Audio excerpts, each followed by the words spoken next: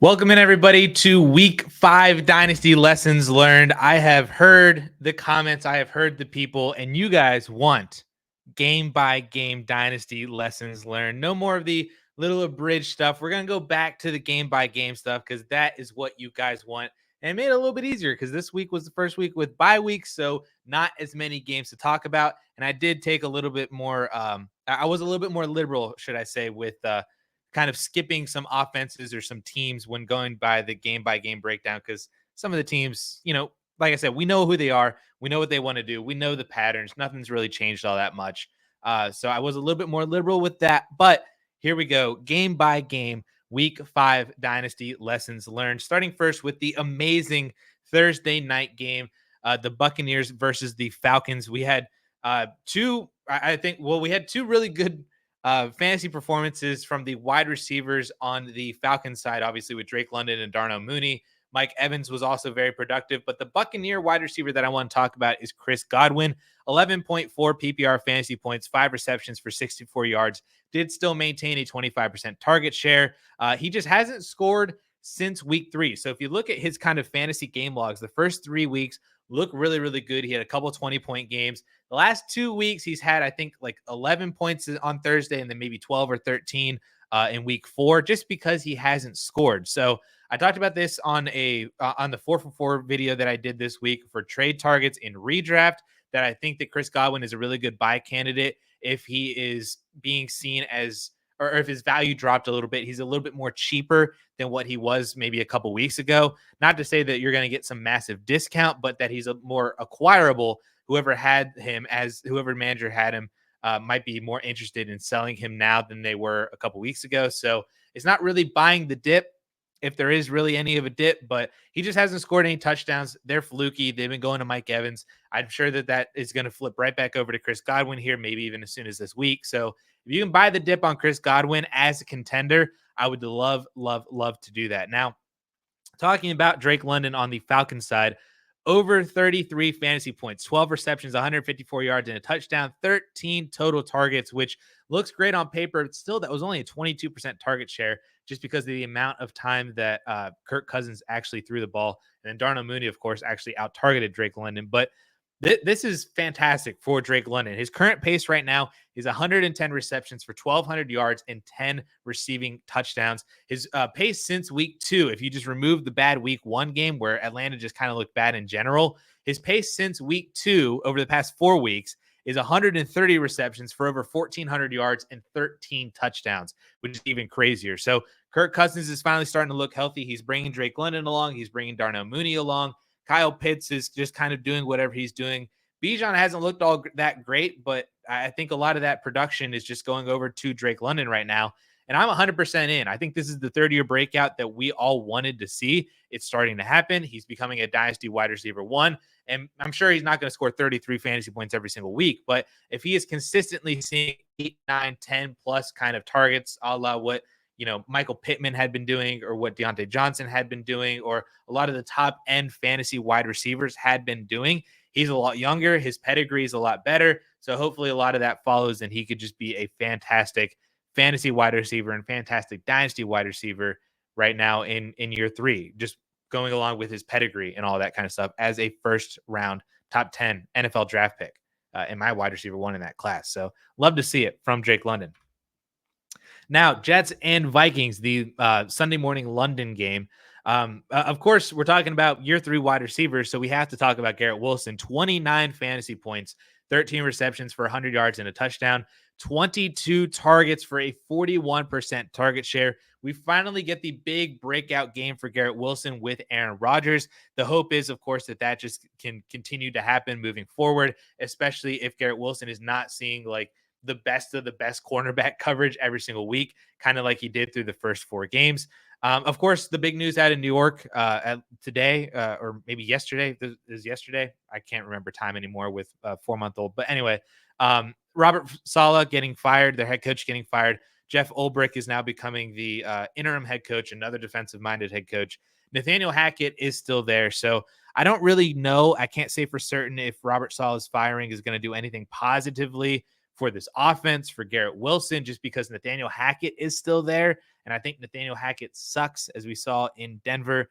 But at least I think that this represents that New York is willing to make a change. I don't even think, I think I saw on Twitter that New York has never fired a head coach during the middle of the season. Like, they didn't even fire Adam Gase, I don't think, in the middle of the season, is what at least the tweet. So I didn't go and verify that. But if that's the case, then it seems like the Jets organization is trying to make a change with Robert Saleh.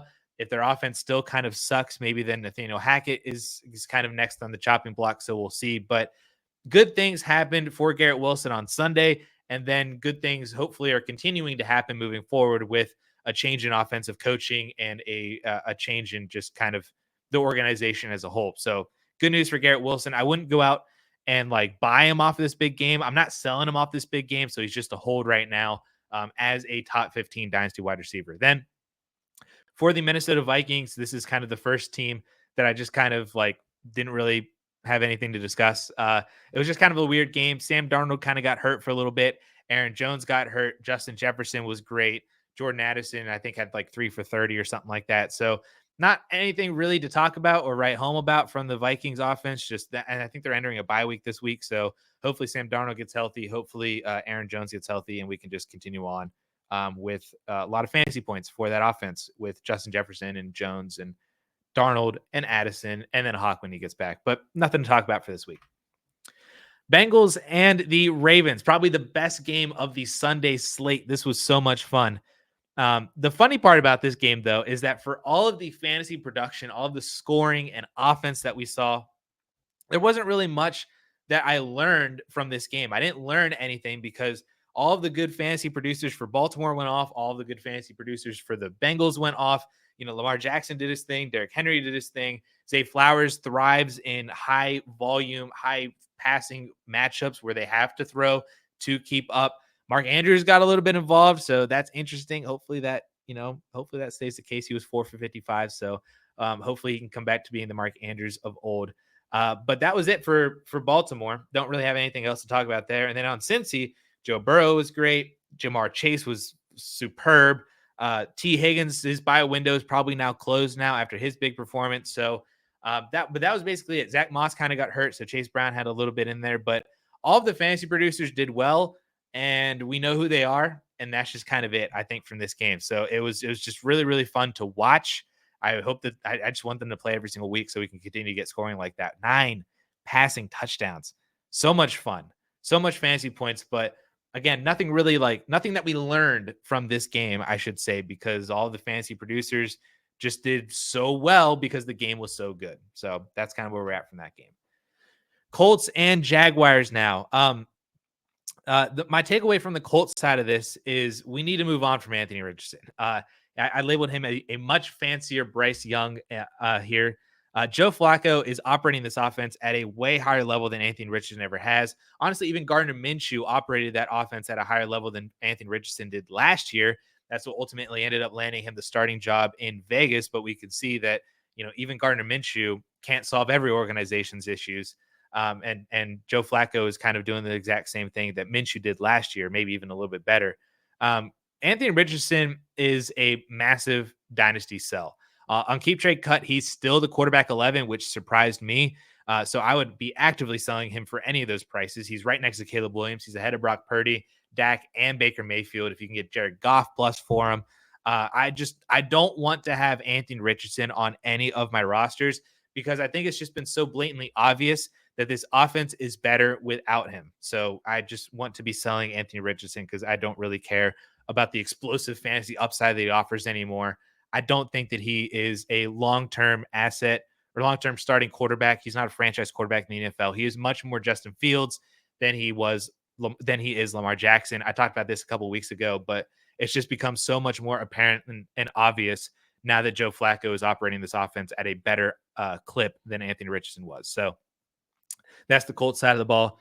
Jaguars side, we have to talk about Travis Etienne, 12 fantasy points. He got there through the receiving game, 6 receptions for 43 yards. Tank Bigsby outproduced him once again. We are at a 12 out of 10 on the panic meter for me on Travis Etienne. And you guys know that I love this dude. He was my RB1 in the class. He's one of the few perfect running backs in my running back marker system. It's him and Bijan Robinson are the two perfect running backs over the past 4 or 5 years. So I was really in on Travis Etienne, but boy, I don't know what it is. He had a shoulder injury this Sunday, but that doesn't explain why he was bad all the weeks before this for the remainder of the year. So maybe at this point, I am just kind of hoping that he does get traded. He gets a new look. I've seen, the Saints or the Chargers or the Cowboys or wherever have you. I think it would be just interesting if he could go somewhere else. We have Tank Bigsby as the RB1 for Jacksonville, and then ETN can just hopefully get back to doing ETN things, maybe hopefully in a better offense. And I think that's kind of what you're hoping for from a dynasty standpoint. So he's not a sell right now. He is a hold for me. I'm not buying him either, just a 100% hold. If you have ETN, I think you kind of feel stuck with him right now, which sucks, but I think you just got to ride this out and hope for greener pastures ahead. Because I still think that he's talented. I think that the offense hasn't been good. He has been kind of shown up by Tank Bigsby a little bit, which might be a plus for Tank Bigsby, but it just kind of sucks. This is where we're at with Travis Etienne, and I think we just got to hold him and ride the roller coaster. Dolphins-Patriots. Gross. Do I need to talk about this game? I don't think I need to talk about this game. Miami needs Tua back. Drake May is starting this week against the Texans, though. I have no idea why they decided to throw Drake May out against one of the best defensive lines in the league. But hey, we're finally getting Drake May. We're going to see what he looks like in this offense, but this game was gross. I'm just going to move on. Browns and Commanders now. For the Brown side of it, continue with the trend that I just don't want to talk about the Browns anymore. Please just play Jameis Winston. I don't want to talk about Deshaun Watson. I don't want to talk about why Amari Cooper continues to be a buy low. Nick Chubb is going to come back, so Jerome Ford is going to go, is kind of going to be in a split backfield. So please just play Jameis Winston. For the love of God, for fantasy football, please just play Jameis Winston. And that is the Brown side of it. On the Commanders side of it, Terry McLaurin has been really, really good over the past couple of weeks. The past 3 weeks in general, since Jaden Daniels has been throwing more and has been more confident throwing the ball, especially throwing deep, McLaurin has been a massive winner for this improved offense. He had 4 receptions for 112 yards, 33% target share this past week. He is 100% the clear wide receiver one. I mean, there was no argument there about him being the wide receiver one, but it's just nice to see him produce as such. He's had 100 plus yards or a touchdown in each of the past 3 weeks.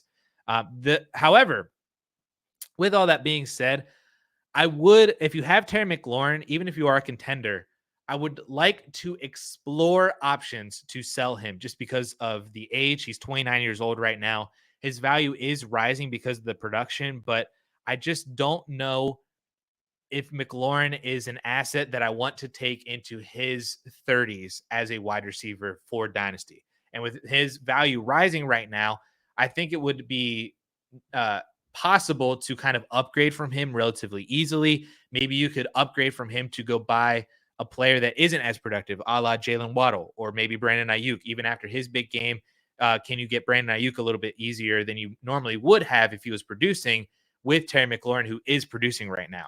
Can you swap over maybe to a Michael Pittman or something? Can you go buy low on Rashid Rice now that he's out for the year? Like, how can you use Terry McLaurin to upgrade or even buy some age back to just not have him on your team anymore as he enters his 30s in terms of age at the wide receiver position? And not even to mention that, I think it's a very strong possibility that the Commanders either draft a wide receiver or add a wide receiver in free agency. What would that increased competition do for Terry McLaurin's target share, which he seems to be kind of reliant on the volume right now? So I think those are just reasons why I would like to explore moving on from Terry McLaurin now that his value has kind of gone up. I think he's certainly going to be fine for the remainder of the year because he is the wide receiver one, unless they go out and they trade for Davante Adams or something like that, which I don't think is going to be what they want to do. But for the remainder of the year, I think Terry McLaurin is good as a contender, as a wide receiver 2 or a flex option. But I don't think I would want to go into the offseason with him, I should say. And I think this is the first week where I'm going to mention how can we explore selling off of Terry McLaurin now that he's producing well in an improved offense with Jaden Daniels, capitalize on some of that hype and move on from him. Bills and Texans game now. This Bills game was really, really weird for them offensively. I think it was honestly Josh Allen's worst game as a starter throughout his entire career, even back as like a rookie when he wasn't all that good as a passer before they got Stephon Diggs. This game was atrocious. 9 for 30 passing with like 100-something yards. Weird. James Cook was still good. So you at least got fantasy points from James Cook. Dalton Kincaid continues to get solid volume, but just doesn't really. He's being held back by the offense in some regards, just because Khalil Shakir has been doing really well when he's been healthy. He wasn't there this past week, but Khalil Shakir seems to be the top target. James Cook continues to be kind of the actual engine that this offense runs on is James Cook. So I'm holding everybody. Don't really know what to do with everybody else. Keon Coleman had like a 50-yard touchdown, so that was nice to see, but he still just is only getting like a couple targets a game, so that's kind of rough to see. But I'm not really, there's nothing really I don't think I can take away from this Bills side of it. It was just a really, really bad game from Josh Allen, and that just flowed down to everybody else except for James Cook through the rushing production. Texans side of the ball, I want to talk about Tank Dell. You guys have heard, and you are going to continue to hear from us throughout this week from this DLF channel to buy Tank Dell. Justin talked about it in his 5 moves to make. I'm talking about it now. You're going to hear about Tank Dell tomorrow in the trade show if you're watching this on Wednesday. Tank Dell is a really nice buy low right now with Nico Collins out. Dell's production should spike as the wide receiver 2 now in Houston, even if it's just for the next month. Any spike in production for Tank Dell is going to cause his dynasty value to go up, and then we're going to be talking about that into the offseason, that, when he gets the snaps, when he gets the targets, he's going to be really good. Do they move on from Stephon Diggs? We're going to have all of those conversations in January, February, and into March into free agency, depending on what they do with Stephon Diggs. That is going to prop up Tank Dell's value. So I think that he's at a really nice point right now, value-wise, that you can start to buy him. More people are going to be talking about him. So his value is going to rise just from people talking about him. And then if he actually produces, that's going to be good too. So I just think that Tank Dell is a really, really good buy low. I'm not really going to talk about that anymore because you guys have heard from Justin, from myself, and you're going to hear again from Russ and I tomorrow on Thursday in the trade show. So go out and buy Tank Dell. Panthers and Bears game. This one was another really interesting one. The Panthers side of it, the entire offense was just bad. Chicago's defense is really good. Andy Dalton couldn't get anything going. Deontay Johnson couldn't get anything going. Chuba Hubbard was really, really good and will continue to be good as long as Jonathan Brooks is out or limited if he comes back, when he comes back. So Chuba is actually still really, really good, but the Bears passing defense is just really good. I wasn't really expecting all that much from them, so I would just hold everybody, and that's just kind of how it was. Just chalk it up to them playing a really, really good defense. But Deontay's still great. If you could use this as a buy low, then that's fine. But mediocre offense versus really good defense is going to win. On the Bears side of the ball, though, Caleb Williams, 23.5 fantasy points, 300 yards and 2 touchdowns, added another 34 rushing yards. He just continues to get better every single week, and he's flying maybe a little bit under the radar just because Jaden Daniels is so freaking good that he's just flying under the radar a little bit because of that. But this is now 2 300-yard games over the past 4 weeks for Caleb Williams. He's looking better every single week. He's showcasing the rushing floor that we saw in college as well. He just continues to be a really good dynasty buy because I still think that there are doubters out there that are maybe a little bit, they're looking at some other players producing. They're looking at Jaden Daniels producing, like I mentioned, and Caleb Williams isn't exactly doing that or isn't doing that consistently yet. So he might be a really good buy target for you. If you're competing, if you're rebuilding, just go out and try to see if you can buy Caleb Williams, upgrade from Brock Purdy or Jared Goff or Dak Prescott to go get Caleb Williams to buy back some age. Or if you are competing, can you break down, can you go down from a maybe that's not even a good recommendation. I'm not even going to say what I was thinking in my head, but Anthony Richardson, sell Anthony Richardson for Caleb Williams. That's the other thing. But I think Caleb Williams is a good buy right now to upgrade from him. Maybe not so much to downgrade because I think all the quarterbacks ahead of him are too good. So don't downgrade to Caleb Williams, but upgrade to Caleb Williams because he just keeps getting better and better. Raiders and Broncos. On the Raiders side of the ball, Brock Bowers and Jacoby Myers, man, it's both of those two. Those two are the very clear top targets. We assumed that they were going to be the top targets. It's just nice to confirm it with Devontae Adams out. Bowers is fantastic. He had that huge touchdown, and it has a ton of targets as well. Jacoby Myers had a ton of targets. They had 21 targets total between these two this past week. Clear top targets without Davante Adams. Bowers, of course, is going to be very expensive to buy just because he's Brock Bowers. It's Dynasty. He's a tight end. He's going to be expensive because he's one of the few tight ends that's actually producing right now.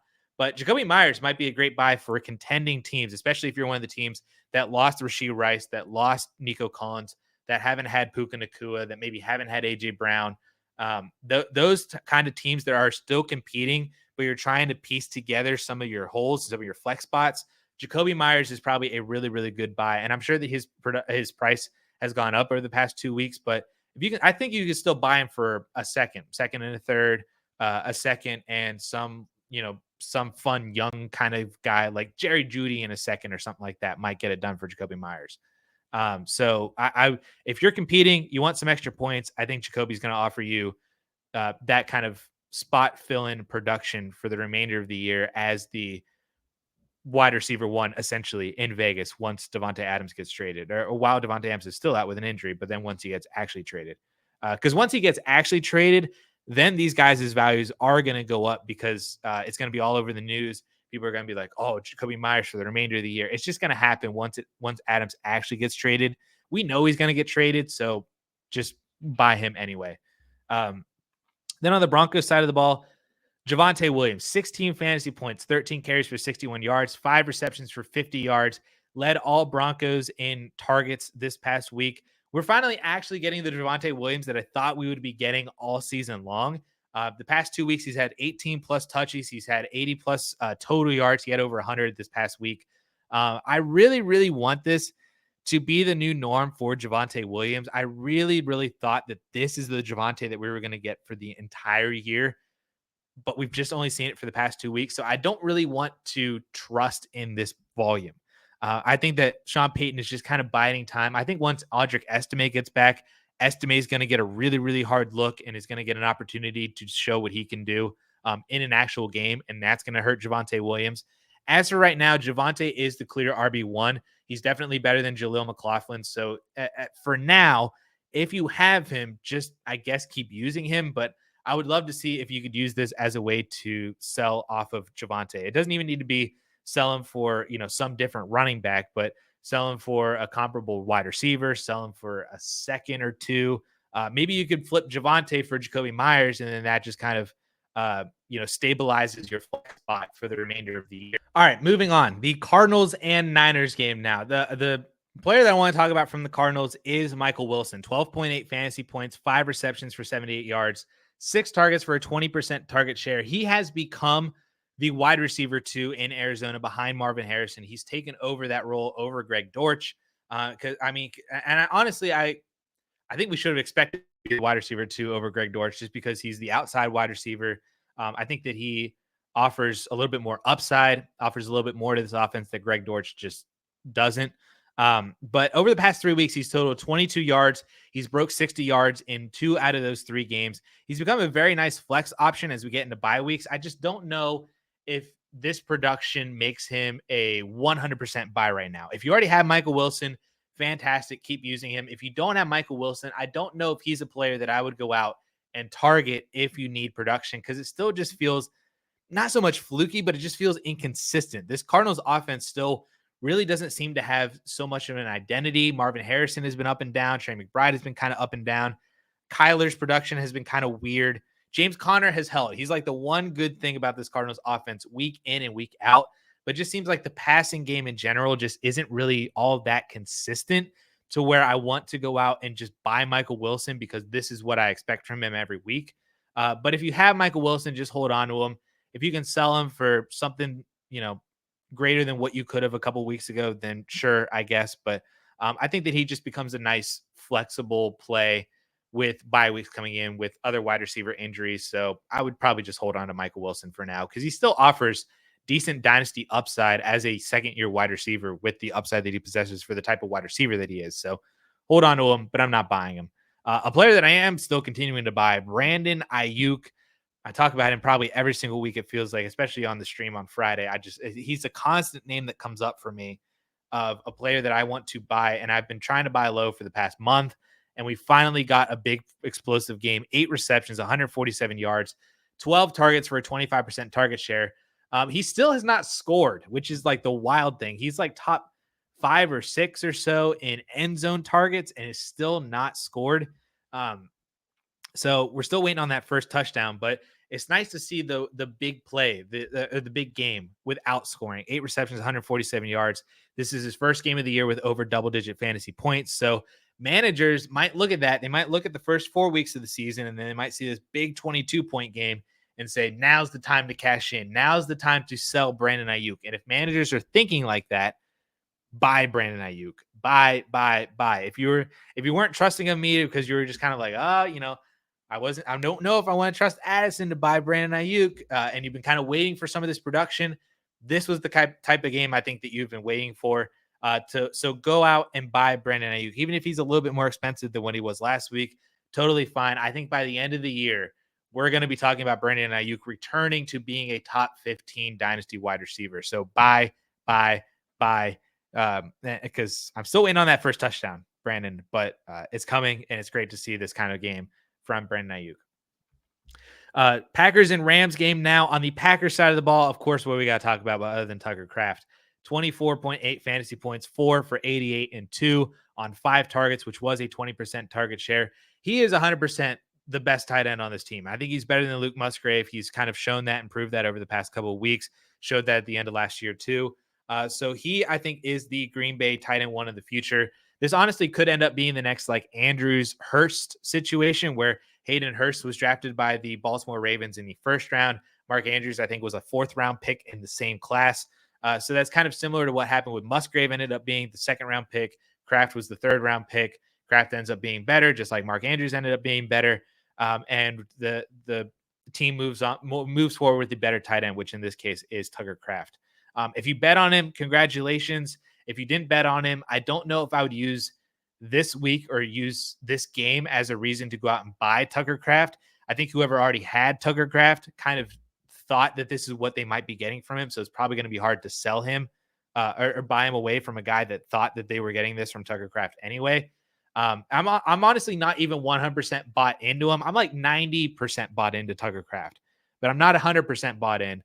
But he's rapidly approaching being a top 10 dynasty tight end, and is probably going to be really, really good for the future, especially with this tight end position being really, really weird this year. It's nice to see Tucker Kraft doing what he did this past Sunday. So he's a hold right now, not buying, definitely not selling, but I'm not actively buying, just a really good hold.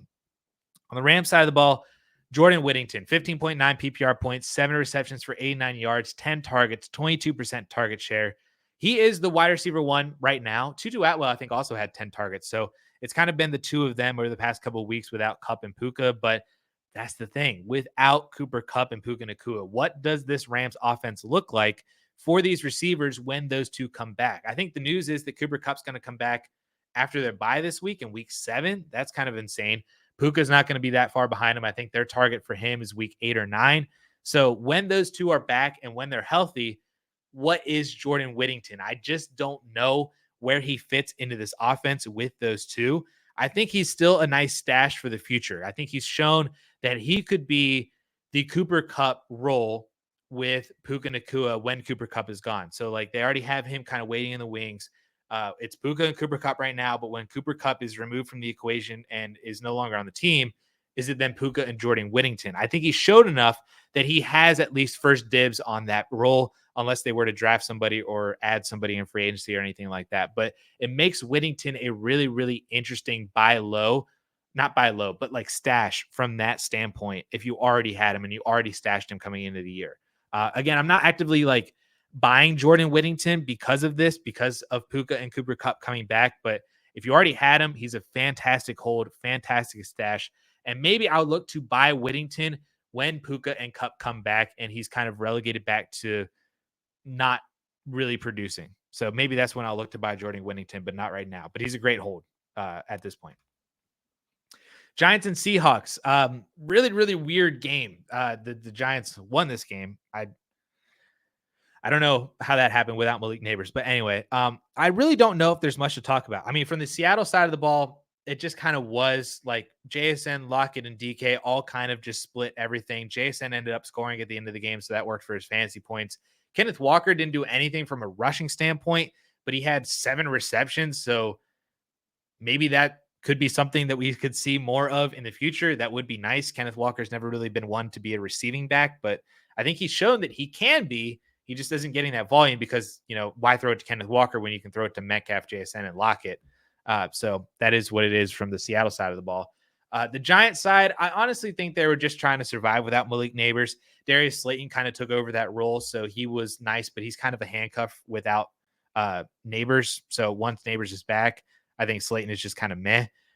Same with Tyrone Tracy. I think that he just filled in nicely for Devin Singletary, but he's a handcuff. I'm not looking out to go out and acquire him as like the new Giant starter. I still think Singletary is the RB1, but I think that this just shows the importance of having handcuffs is you have a guy like Tyrone Tracy that you can throw into your starting lineup when the starter goes down. My faith in him is increased as an actual handcuff. So if Singletary were to miss more games in the future, Tracy's a very good option in those games. But with Singletary healthy, I just don't really think that Tracy is really anything. He's just a handcuff, and that's kind of where we're at. So hold everybody. Don't buy anyone. Don't sell anyone. That's just this game just was. All right, Sunday night football game. The Cowboys and the Steelers. On the Cowboys side of the ball, we have to talk about Jalen Tolbert now. 21 fantasy points, 7 receptions for 87 yards, and a touchdown on 10 targets, 25% target share. Brandon Cooks is on IR for 3 more games at least. And this could be a possible sign of a third-year breakout for Jalen Tolbert. He was an interesting name coming into the season. I didn't really buy into it just because he didn't do anything in year 1. He was a year 1 face planner. Didn't do anything in year 2. But now with Brandon Cooks out and nobody else really to throw to, their running game kind of being okay now with Rico Dowdle, but this team still is going to have to pass. And with Brandon Cooks out, CeeDee Lamb getting the most defensive coverage, Jake Ferguson's still really good. But Jalen Tolbert is actually a very interesting name. I'm more interested in him than I would be Michael Wilson. He's averaging 7 targets per game over the past 4 weeks since week 2, and he's either scored or broken 80 yards in 3 out of those 4 games since week 2. So I'm way more interested in him as a low-end wide receiver 2, like a team wide receiver 2 that you can buy on the low end. That's a terrible. I don't even know what I was saying from that. He's an interesting team wide receiver 2 to buy low on for Dynasty for fantasy production. If you lost Rashee Rice or lost Puka or lost Nico Collins, go out and buy Jalen Tolbert instead of Michael Wilson because I'm more confident in him for the remainder of the year. And I think he's just a little bit more interesting from a Dynasty standpoint for the long term than Michael Wilson. Jalen Tolbert is. So interesting name to talk about.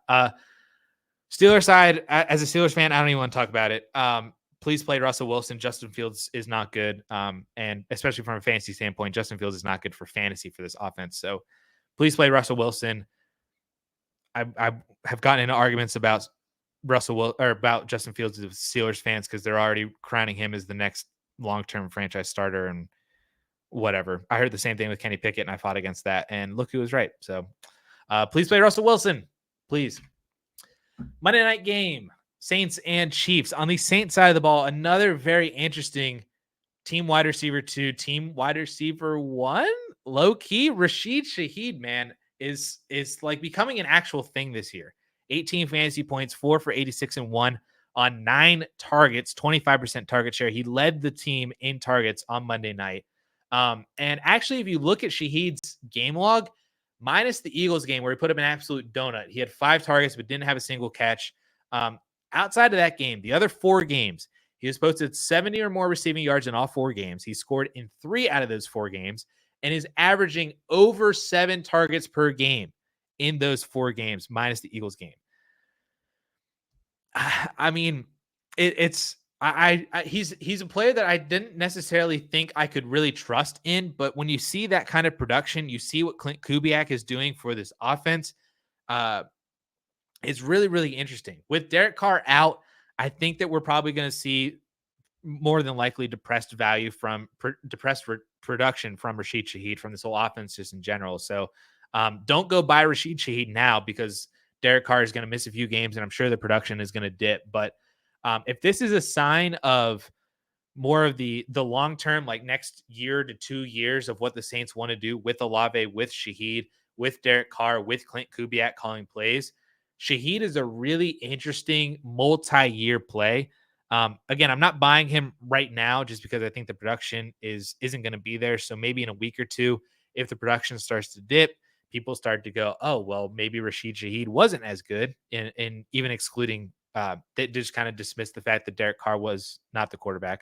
Um, that Shaheed is kind of an interesting name, to say the least, right now in fantasy football and in dynasty fantasy football. And the one other thing from this too, from his success, has been Chris Olave's lack of success. I should, for lack of better words, is that he is hurting Chris Olave a lot. That we are not getting to where we wanted Olave to be because Shaheed has been kind of breaking out. So maybe it's a good time to sell Chris Olave, and maybe it's a good time to kind of hold and then maybe buy Rashid Shaheed over the next couple of weeks with Derek Carr out, with his production going down. So um, I don't know. It's weird. It's weird. I still don't know if I can trust Rashid Shaheed just because of the type of player that he is.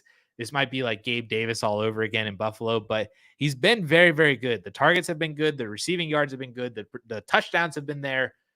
It's all been working for Rashid Shaheed, but it might just be maybe the 4-game sample size is it's just a really good 4 games for him. I have no idea. But he's very, very interesting, at least right now. On the Chiefs side of the ball, I Xavier Worthy, man, this is something to monitor. I'm not saying that he is an immediate, like, alarms are blaring everywhere to sell this kid just because he didn't produce on Monday night in the first week without Rashid Rice. First full week of like preparation for the Chiefs without Rashid Rice. I'm not saying that the alarms are blaring everywhere, but there's a drumbeat here. I think there is smoke in Kansas City that Xavier Worthy might not be the player that we want him to be. He had 11 fantasy points, but a lot of that is primarily, like half of that is just because he scored on that little 3-yard rushing touchdown. On the receiving end, he only had 3 receptions for 25 yards, 6 targets, 15% target share. He was third on the team in targets behind Kelsey and Juju Smith-Schuster, but he just didn't really do anything with it. He was 5th on the team in yards. He was behind Mecole Hardman in yards, behind Noah Gray in yards. And for a game where it seemed like everybody and their mother wanted to have really good production, Kareem Hunt broke out, had his best game since like 2020. Juju had his best game since 2020. Patrick Mahomes threw for over 300 passing yards. Travis Kelce still looks fantastic. It just seems like when everybody was having a huge day, Xavier Worthy did not. And this is scary because if this is indicative of Xavier Worthy's production and usage without Rashid Rice, that is very scary for the prospects of Xavier Worthy, especially whenever Rashid Rice does come back. Even if Kelsey retires, but Rashid Rice comes back, this is scary for Xavier Worthy. Like, he just might be a glorified Kadarius Toney in this offense, a glorified Sky Moore or Marquez Valdez-Scantling in this offense. And that is scary for Xavier Worthy. So I'm not saying that you need to like sell, immediately sell right now. I still think that he's a solid player to hold on to for the next week or two, but you have to watch this. If you have Xavier Worthy, you need to keep monitoring his production without Rashid Rice and then figure out if this is a pattern, if this is a trend, if he does this for the next couple of weeks and we're into the end of October and he still hasn't really done anything without Rashid Rice, then we need to sell. Flip him for, re-roll in 2025. Upgrade him to other players that are going to be more productive or more consistent or seeing more targets. That is what we're probably going to need to do. Honestly, I don't think it's a bad idea to do that now. If you just want to call it now with Xavier Worthy, I don't think that's a bad idea. But I also don't think it's a bad idea to hold on to him for another week or two and see if his production goes up. Because if he has one game where he catches a long touchdown, is a little bit more involved, and he has a Rashid Shaheed type of game, then I think Xavier Worthy's value will go up from that, and then maybe that's the time to sell. So, but you have to monitor this so closely because Xavier Worthy already was a red flag candidate for my marker system coming out of college, and I was worried that he was going to be a one-trick pony and that he was just going to be a slightly better Marquez Valdez-Scantling. Unfortunately, that seems to be somewhat true so far through the first 5 weeks of the season, and if he can't get it done without Rashid Rice, that is terrifying. That's really, really scary. So that is where we're at with the that was my blank sheet because I have the other teams logos that were on bye this past week. So that is my sign that we are done for this video with the week 6 dynasty lessons learned. So hopefully you guys enjoyed the return to the game by game format. I will continue to do this every single week as we move through the rest of the season and continue to supply you guys with some hopefully really good dynasty advice. So once again, I am terrible at ending videos, so I am just going to hit end recording here. Thank you guys so much for watching. We will catch you guys on Friday for the Friday afternoon stream at 12 p.m. Eastern time. And until then, catch you in the next video. Peace.